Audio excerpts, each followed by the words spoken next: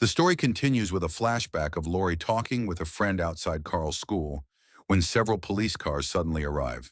Shane approaches Lori, apologizes, and tells her that Rick has been shot and is currently undergoing surgery at the hospital. Moments later, Carl walks out of the school, and Lori gently breaks the news to him, leaving him devastated. Back in the present, Rick is running through the woods while carrying Carl, who is slowly bleeding out. Otis, the man who accidentally shot Carl, struggles to keep up and points Rick toward a nearby farmhouse owned by Hershel and his family. Once they arrive, Hershel quickly lets them inside after learning that Otis was responsible for the shooting. Carl is placed on a bed, and Hershel tells Rick to step out of the room so he can begin surgery. Shane arrives shortly after with Otis, and both he and Rick remain close as Hershel explains that Carl has lost too much blood and will need a transfusion. Rick tells Hershel that he and Carl share the same blood type, prompting Hershel to say Rick must stay nearby to help with the procedure. Hershel questions Otis about what happened, and Otis explains that he was deer hunting for food and didn't see Carl standing behind the animal when he fired the shot. Hershel reassures Rick that the deer slowed the bullet enough to prevent a fatal injury, but several fragments remain lodged inside Carl and must be surgically removed. Meanwhile, the rest of the group hears the distant gunshot and grows concerned.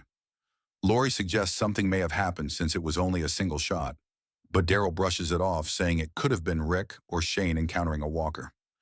Back at the RV, T-Dog begins feeling worse, and Dale examines his wound, realizing it has become infected and is causing blood poisoning, leaving T-Dog feverish and weak.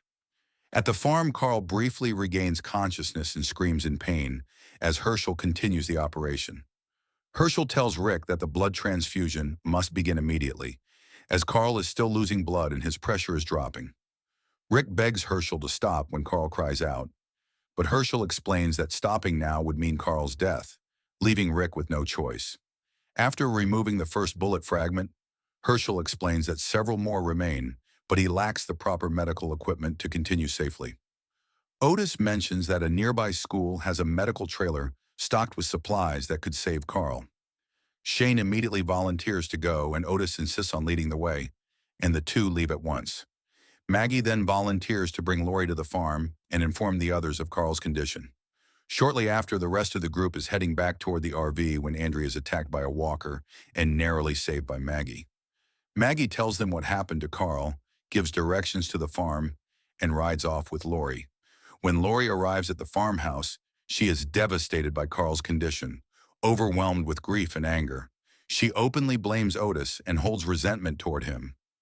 Lori then questions Hershel about his experience and whether he has ever performed a surgery like this before. Hershel admits that he has, but never on a human, revealing that he is actually a veterinarian, shocking both Rick and Lori.